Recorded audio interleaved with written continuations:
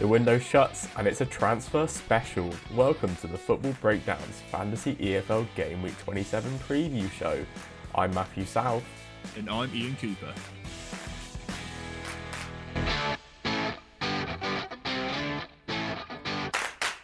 Yes, welcome everyone. The window's shut, so we're going to bring you a transfer special version of the show this week where all of our main selections from each league and each position are going to be someone who has recently transferred or been recalled from loan, basically wasn't playing on the team that they're currently playing on at the start of the season. So we're quite excited to get into that. But before we do, Ian, how are you doing?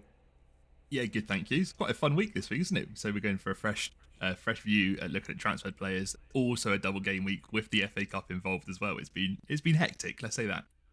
Yeah, there's a lot to plan around. You know, you've got some teams not playing at all, some teams playing twice, some teams have got an FA Cup game in the way. So a few things to navigate, and apologies as well. I'm quite ill, so if I sound terrible on this recording, that is why. But yeah, before we get into this week, how did you get on last week? Tell you what, I didn't do too bad. I got 120 points. I had Ilya Meslier in goal, got 2 clean sheets, so that was very nice. Captained Egan Riley because I knew there were going to be 2 clean sheets there, so came back with 38 points as expected. Had Kieran Brown, got quite unlucky with the first game. It was just a set piece that done them to not get the clean sheet there. And then the Burnley game, I was so convinced it was going to be 0-0, but sadly got an own goal there, so came away with 8 points. I feel like a little bit robbed there. My other pick in defence was Oliver Casey, got 6 points, sadly conceded 2 goals, but definitely got enough clearances of 12 to get some bonus points there. In my midfield, I had Victor Torp. Didn't get any goal involvements, but had quite a lot of key passes and an interception both games, so got 11 points there. Pretty good for not getting on the score sheet or assisting. My other pick was Emiliano Marcondes. Only had the 1 game, but got 7 points there for 2 interceptions, 2 key passes. Kind of what I expected, just something all round. And then up front, I obviously went for Bobby Camwer, who got 2 points in the first game. I didn't do anything. Second game, he got an assist. So he ended on 7 points, so it saved my blushes. It was really out there. I don't know why I even just kept him in. I remember we were looking at the lineups on Saturday, and I've gone, I should change him, but no, I won't. And I was really frustrated because it was so obvious to have a Leeds attacker. We were worried about which one we should pick. You could have just gone with any of them. You could have gone with absolutely any of them. And in my teams, I had Leeds, who got the 20 points, and Queen's Park Rangers, who won their second game against Blackburn Rovers, so got 7 points there. Yeah, the Leeds attack was, as we spoke about on the show as well, it was something you're trying to work out how to navigate as we picked wrong before, like, you know, someone's going to get points. I suggested Solomon. Solomon did do well last week, but I actually went for James in my team because I went 3-2-1, so didn't have the option of the second striker, unfortunately, up top. But James, brilliant in the first game. He got 21 points for the game week, and he actually outscored Solomon, who got 16 for the game week, so I was happy enough with that. My striker up front also came from League 2, but I went for Hakeem Adelakan, who had a really good first game week with a goal and an assist. He didn't do anything in the second game, despite Salford scoring 3 goals, which was a shame, but, you know, it is what it is. 12 points, can't complain too much. My other midfielder was Cameron Brannigan, kind of went for that double game week being in that Oxford midfield, and he picked up an assist in the first game, as I kind of called. Second game, he got 1 interception, but also got a yellow card and didn't really do much else. I thought that would be a tight game. I was hoping for a few more interceptions maybe there. So 9 points for him. And then my defence is where the majority of my points came from as well excluding James. Jaden Bogle. If James was the star of the first game, Bogle was the star of the second game for me. 16 points with a goal against Coventry. Absolutely bizarre goal where he makes some amazing run from like the halfway line, gets into the box, over hits it, and then the Coventry goalkeeper spills it back into his path so he can tap in. Almost just like you've done all the effort, here's the goal. Yeah, exactly. Absolutely bizarre. Egan Riley as well for me in defence, 19 points solid. James Trafford was my captain. I didn't know who to captain. Like, I keep captaining the wrong player. Really, Bogle was the one I should have gone for. Or it was that thing of like I never really captained the goalkeeper, but because I was so certain of the Burnley clean sheets, I went for Trafford. And I'm like, if that was my logic, why did I not go for Egan Riley? We always talk about goalkeepers having a ceiling. Yeah. So if that was my logic, I should have just gone Egan Riley. And like even though he wasn't my top point scorer, he still outscored Trafford. So, a bit of a mistake there on my behalf. And then my final player was my sub point one, which was Ben Davis. My logic was there. He did pick up bonus points for a defender and clearances and tackles, but Birmingham did concede to Rotherham, and as much as I thought they'd just be too good for Rotherham, Rotherham have been a lot better recently and did take the lead in that one. Birmingham keep winning without looking brilliant, and I think they're just a team I almost want to avoid because they're going to get the wins, but they're not keeping the clean sheets as you'd expect, like as frequently as you'd expect, and away from Jay Stansfield, they're not getting the performers in there. But overall, 145 points, it actually puts me, I think, 1 point ahead of you in the league. So, Yeah, you just jumped me. Yeah, is when I open up that leagues tab that shows you all the leagues you're in. A lot of greens this week, so can't complain too much there. So moving into this week, and as I said, it's a transfer special, so I'm going to kick us off with my championship goalkeeper selection. And listen, I think we've probably both done similar things here where there are quite a few teams on double game weeks, so I imagine we probably tried to hone our picks to those double game weeks as well. So it's almost limited the players we can suggest to you here, but we thought it'd still be a bit of fun. Maybe there are better players in general to put in your teams, but we thought this would just be a bit more exciting for us and hopefully for yous as well.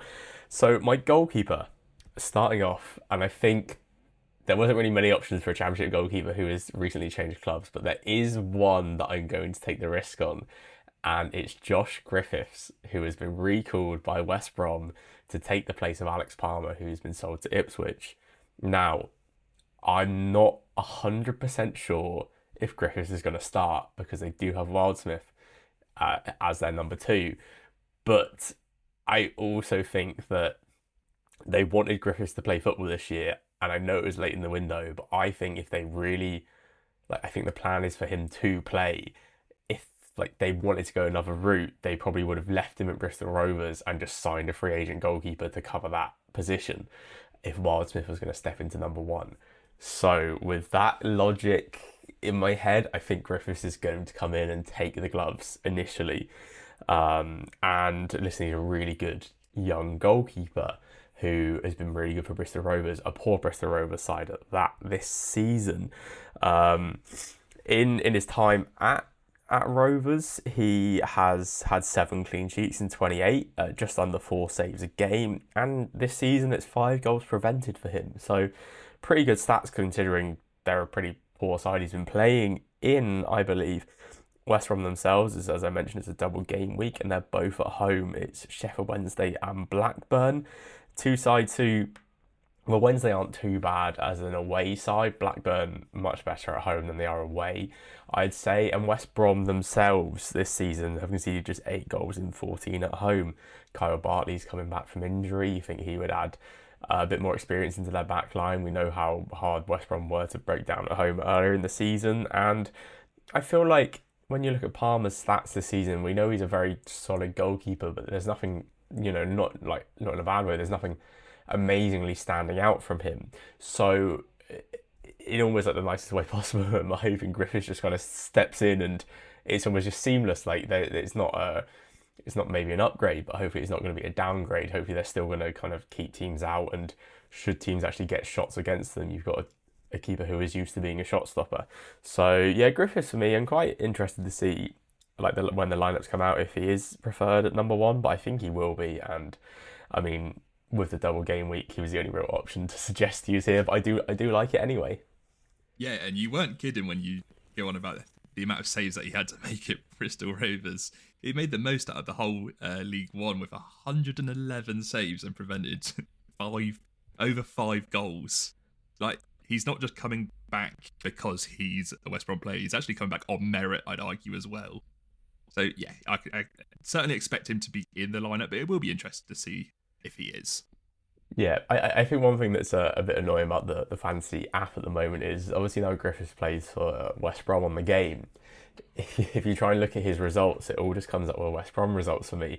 And I know there's a game recently against Barnsley that I think they drew 0-0, where Barnsley fans were just absolutely baffled as how they hadn't scored past Griffiths, and he was amazing. And I wanted to quickly check how many points he picked up in that game, but I can't see it. But I know there are definitely games where opposition fans have basically been like, well, the best player on the pitch was that Bristol Rovers goalkeeper, and that's happened far too often this season for other League One teams' liking. So yeah, also this move on the flip side, I think is going to hamper Bristol Rovers. So yeah, definitely want to, I think, start looking at in your goalkeeper rotation for sure. Yeah, then I'll move us on to the defender for the championship. So I'm just going to talk you through my thought process here. I won't do it for every pick, but for the defenders, there's only really 5 teams on the double game week that's brought a defender in to come straight into that back line. Watford have brought like Callum Wiley, a youngster from parent club Udinese, but they play Sunderland Leeds, so I'd stay clear from that. Portsmouth have recruited Aussie-born Hayden Matthews, and Bristol City's Rob Atkinson. But their first game's away to Sheffield United, and we know Portsmouth don't really travel well away. And then Derby and Swansea have recruited defenders to play at centre back, but both teams haven't won or kept a clean sheet in all of their last 5 games. So after that long introduction, that leaves you with Sheffield United, and you have a couple of options. I'm going safe here with a player that's already made his debut, and that is Harry Clark on loan from Ipswich. On his debut, Clark scored 10 points, with bonus points coming from clearances, blocks, and tackles from the right back position. As of now, Clark is 0% selected, but believe me, I really think within just a couple of weeks, we're going to see that rise to at least 5%. A big factor for this pick is Sheffield United have 2 home games against Portsmouth, who, before scoring once in a 5-1 loss to West Brom, haven't scored in their last 4 away games. And the second opponent's Middlesbrough. A tougher ask, but Sheffield United narrowly lost out 1-0 to Middlesbrough at the end of the game. It was Latif Laff who scored. It's not the most analytical point of view, but he's not there anymore. And I think with a high turnover, it may take Borough a few games to gel before having to try and break down a really solid defence here. Yeah, I think that's a solid pick. It is definitely always worth mentioning. I think in now January's ended, like you say, that it's not just teams who have gameplay, it's teams like who they're facing have lost players, which is going to have an impact on these results. So I think that is a good thing to point out. Into midfield then, and there's only really one pick that I wanted to talk about, and it's Enzo Lefebvre for Sunderland. He's already started his Sunderland career pretty well. He picked up 13 points on Monday night against Middlesbrough with 2 assists. He also grabbed 2 interceptions. He's actually averaging 1.5 interceptions in his 4 games so far. And yeah, like nothing, I guess, nothing too analytical here, really. This is more of a Ian's probably fed up of me talking about Lefebvre as we did a special transfer video yesterday that'll be coming out to you lot soon, and I kind of just spent half the video just raving about this kid. But listen, he's so talented. He looks like he's going to just be one of the best players in the championship immediately, and that Sunderland team have lots of firepower, have lots of talent, and he should just blend in. I think he's going to pick up a lot of assists. I think we'll start to see him pick up a few goals too, averaging 1.5 shots, 1.5 chances created per 90. Their 2 home games for Sunderland are a key in this as well. Watford and Luton. Luton are the 23rd best away team in the league. Watford are the 17th best away team in the league. With Sunderland sitting, 4th place at the moment. They picked up an important win away from home on Monday night against Middlesbrough. Now it's the time to elevate them back into the conversation for the top 2 places, and these are 2 home games that they should win. And I think with them winning it, you're going to have players like Lefebvre being key to it. So yeah, he's someone for me that even without the transfer situation feels almost like a must-have. He's only 0.1% selected at the moment, as well, which is pretty interesting for me considering his average is pretty high already. So I can only see that number going up before Saturday. Yeah, I just checked just then because I was convinced it would go up even at the time recording. It has got up to 0.3 already. So that's People have, crazy because yeah, I messaged you people what, an have gotten hour onto ago. him. Yeah, people have Yeah, gotten onto him, and he's going to be one of the highest selected players from Sunderland, which is crazy. Thinking he's only just come in, but his impact has been unbelievable. So I'm going to move into the forward pick for the championship. So the first player I looked at was Maciej Jurasek for Norwich, only to find out that he's a midfielder. So I'm a bit gutted I can't talk about him and what he offers the Canaries. And I feel like if I say Wilson Isidore, I might be cheating, as he was already there at the start of the season. It's just been made permanent. So you could argue new transfer, but I'm not going to go down that route.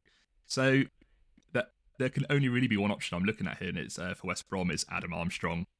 He's one of the best strikers we've seen at championship level for a relatively consistent period. It's a player they've spent a fair bit of money on wages and a hefty loan fee to replace Josh Madger while recovering from an injury, so I expect Adam to make his debut from the starting lineup. And look, why not?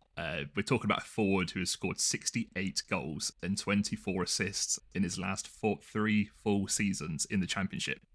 For a double game week, for 2 home games against Sheffield Wednesday and Blackburn Rovers, if you want a recently transferred player, the data suggests you can't pick a safer option this week than Adam Armstrong. But he's also versatile too. He doesn't have to play up front. I know they've recruited other players as well, so he can play wide as well, but I fully expect him to play number 9 for these games. yeah, I think that's a pretty obvious, pretty simple pick there. Yeah, you feel like he was too good for this league last season, and the fact he's back in it is such a pickup for West Brom. And now moving into League One, I kick us off with the goalkeeper pick. Look, it's hard with transferred goalkeepers. There's only 2 goalkeepers that I can work out that have a double game week and have already made an appearance for their new team. I think that's important, as I don't want to make a suggestion, risking them not playing, and all the research feels fairly pointless. So there's 2 options here. There's Matthew Cox for Crawley and Jamel Blackman for Shrewsbury. That's right, I'm picking a keeper from a team that are sitting in the relegation zone. So do I want Cox, who plays Bolton away and then Stevenage at home, or Blackman, who plays both Rotherham and Reading away? Look, I'm going to reveal that Blackman actually came as a free transfer before the window on the 21st of December. So by my own rules, I'm going to have to pick Matthew Cox. And I'm fairly happy about that, actually. Cox has kept a clean sheet on his debut to a very capable Mansfield side. And despite losing 2-1 to Wrexham, Crawley recorded 16 shots whilst limiting Wrexham to just half the amount. And with forwards such as Jay Rodriguez, Sam Smith, Stephen Fletcher, Jack Marriott, Ryan Longman, and Elliot Lee all playing a part in the game, it was going to be a tough ask to keep a clean sheet there anyway. So I'm pretty confident with this pick. Yeah, really solid. I think Stevenage away Stevenage is away form, so playing Stevenage at home is also one of those fixtures where you always eye up, because they've scored just 7 goals on the road, and it actually fits into my defensive pick here as well, because I am going for Charlton's latest signing in defence, in Tom McIntyre. They've loaned in Tom McIntyre from Portsmouth, and I was umming and ahhing about this, whether or not he's going to come straight in, but I had a look at Charlton's recent lineups, and Alex Mitchell's actually been on the bench the last 2 games, which makes me think, with Kane Ramsey kind of stepping into that right centre-back role, it almost feels like it's just ready-made for Tom McIntyre to come and step in and make himself a part of that back 3, given the fact that Mitchell hasn't been playing recently. So I'm happy to kind of suggest him here. He's a player who suffered with injury last season when Portsmouth signed him. He got injured on his debut for Portsmouth and was out for the rest of the season. He has played a few games in the Championship this season, averaging over 4 clearances a game.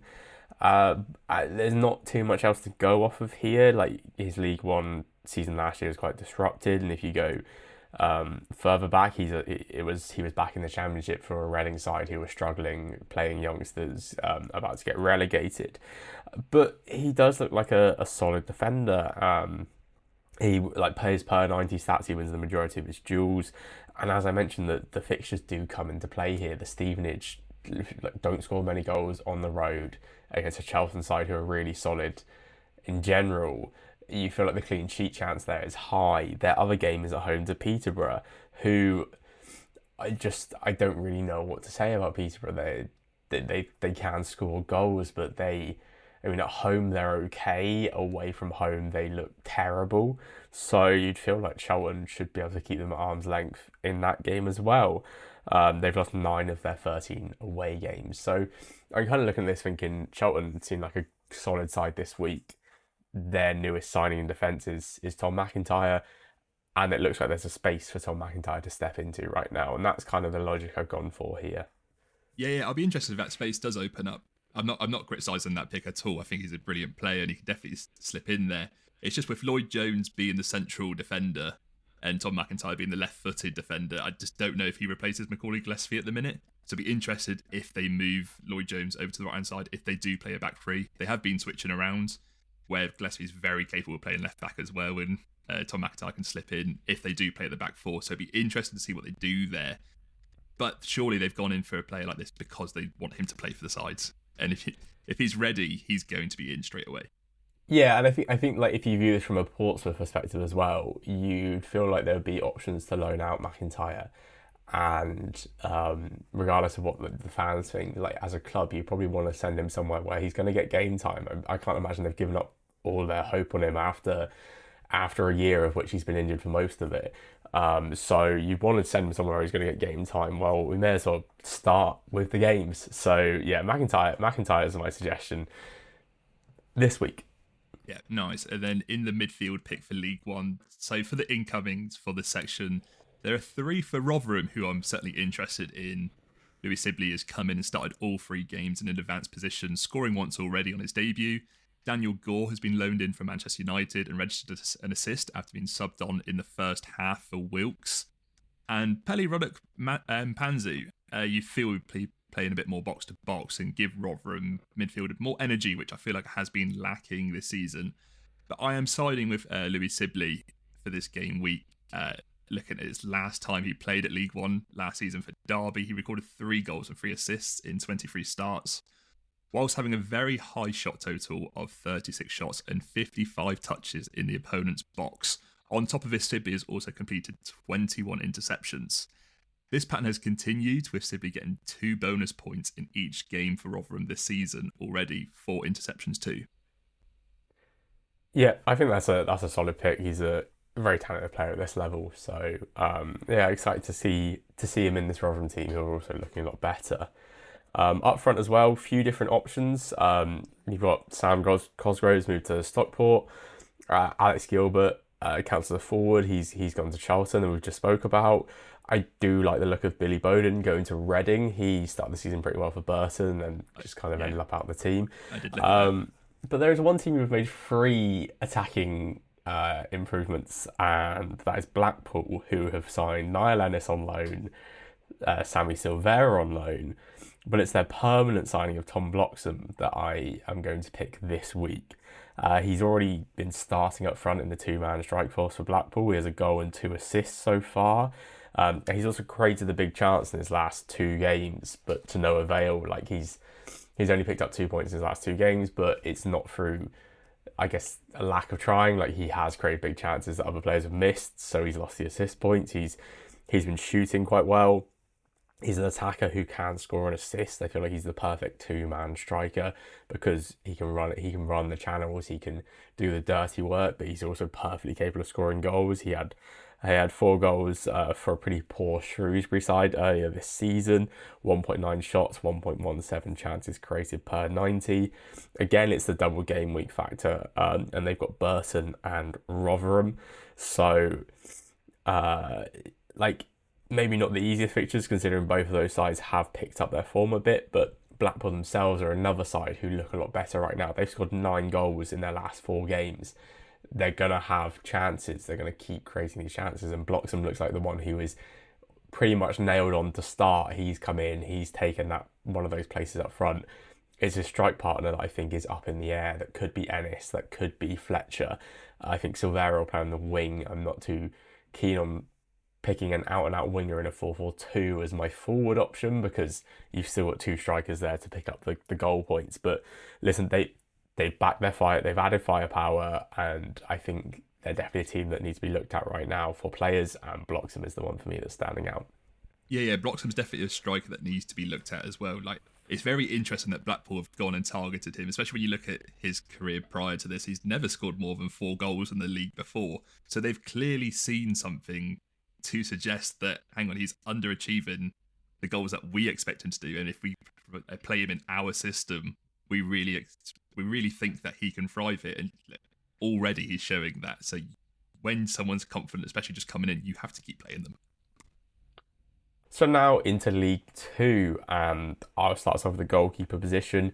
An interesting one. There's been quite a few goalkeepers moved around, but it's hard to say, especially for the teams on a double game week, if any of them are actually going to displace the number one goalkeeper right now.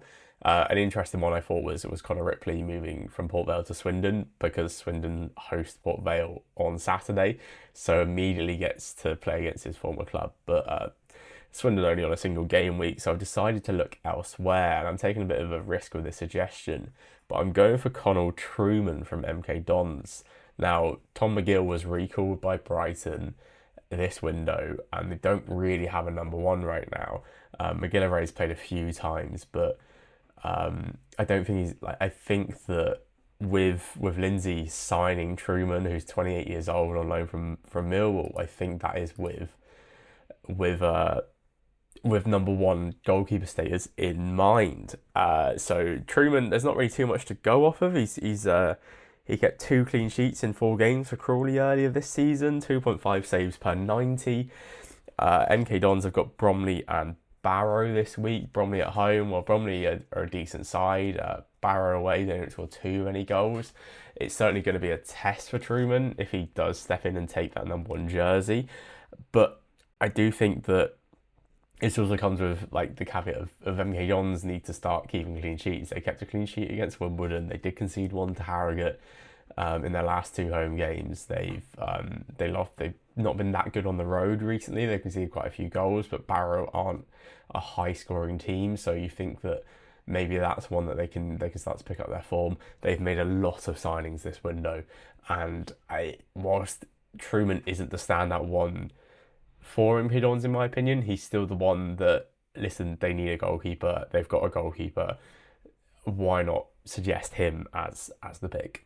I about to say, he might not be the marquee one, but he might be the most important one. It really felt like somewhere they were lacking, not just defensively, but actually as a goalkeeper as well. So if they've targeted him and they've got him in permanently, it's very interesting. So yeah, you'd expect he's been sold that dream to be the starter. So I'm going to move us to the defence now for League Two. And Bradford had made a move for Romany Critchlow, returning to Bradford after having a season on loan for the club in the 22-23 season. Importantly, Critchlow has made his debut immediately already in the EFL Trophy, starting in a 1-0 win against Rotherham. So I'm expecting him to keep his place, especially with impressing so much in the first half of the season when he was on loan at Dagenham and Redbridge. Bradford have also kept 4 clean sheets in their last 5 games in all competitions, so 2 home games against Harrogate and Accrington feel very favourable to me. Yeah, their fans seem pretty excited to get him back, so yeah, I can imagine him kind of slotting straight into that team. I'm also going to stick with Bradford in midfield, and I'm going for Tommy Lee.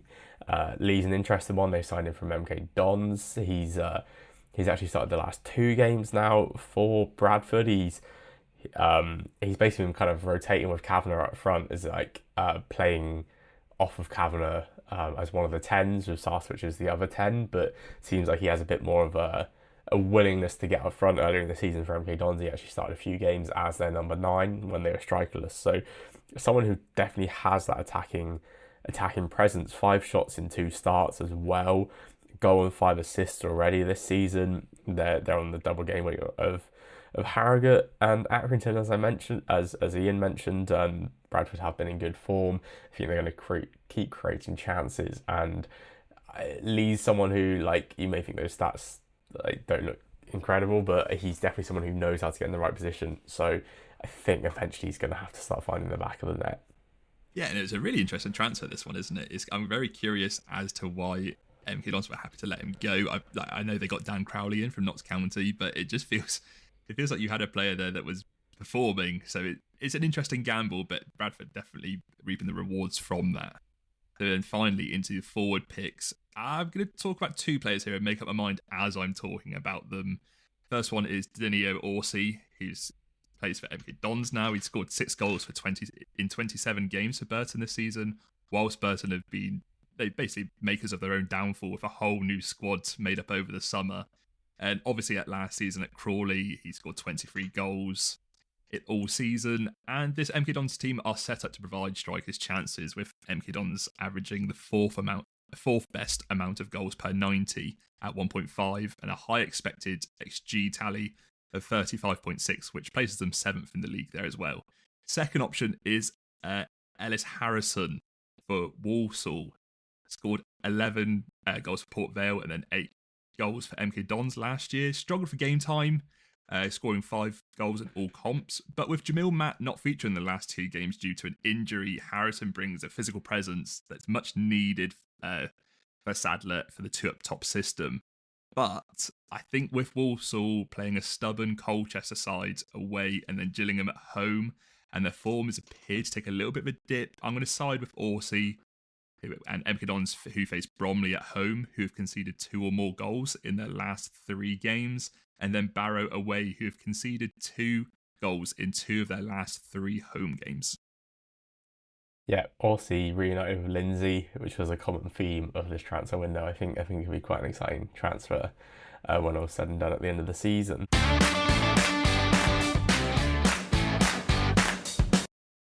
Now moving on to our sub 0.1 picks. As always, myself and Ian will pick a player who has been selected by 0.1% of people or less at the time of recording / picking.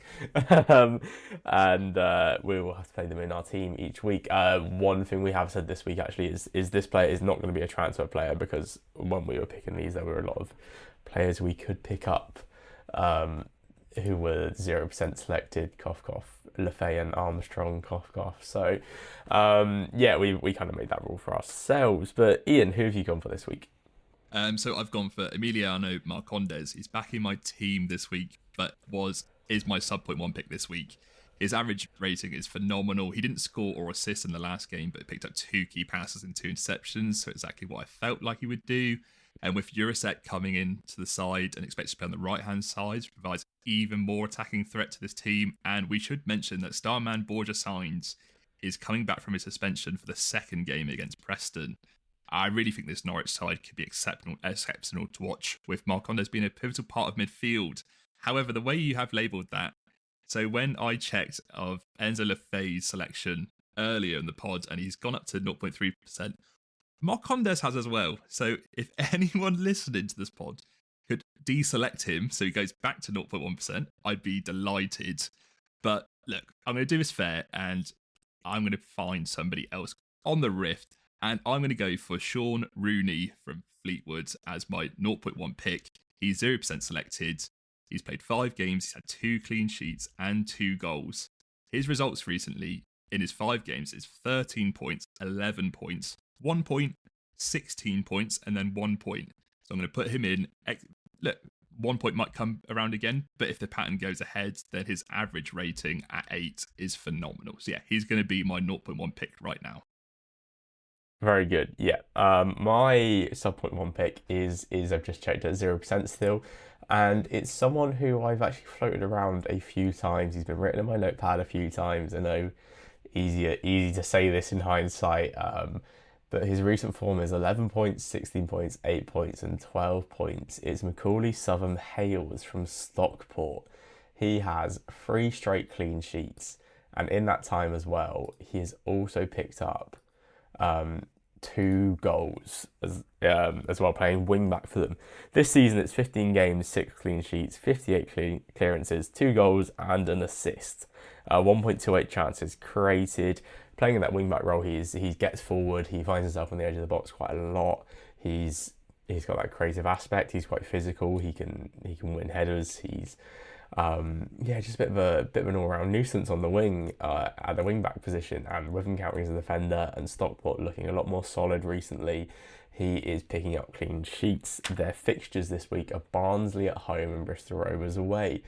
Barnsley have kind of hit a weird patch of their season. They've struggled to score in a few games recently, so I think they're going to find it hard to break down a Stockport side. Bristol Rovers as well just seem to be having issues against everyone scoring and keeping teams out. So I think there's two chances of clean sheets, and I think these two games could be ones that Stockport try and go and attack, and if they do, then Southern Hales could find himself picking up more goals or more assists. Hang on, Matt. I've got a confession to make here.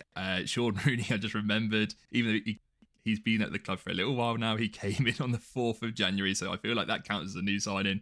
Hang on, I'm going to have one more attempt at this. And I'm going to go for Albie Morgan for Blackpool. He is sitting at 0.1% as selected right now, so he's legal. He's been there all season, so I'm really happy with his pick. He's got 3 assists and a goal in his last 5 games. Since Blackpool's turn of form's been very promising lately. Also, he has as well, scoring 10 points, 8 points, 9 points, 5 points, and 11 points. So pretty consistent. So over a double game week with Burton Albion and Rotherham United, I'm pretty happy with this one. Yeah, solid pick. Third time lucky, hopefully for you. Morgan as well. I think we had a conversation about him a few weeks ago where we said he's playing like a two-man midfield in the 4-4-2, which I think could be really, really fun for fancy pickups. Two-man midfield, interception chances a bit higher, but also he's someone who wants to get on the end of things, score goals, set up goals. So yeah, I do like that pick a lot.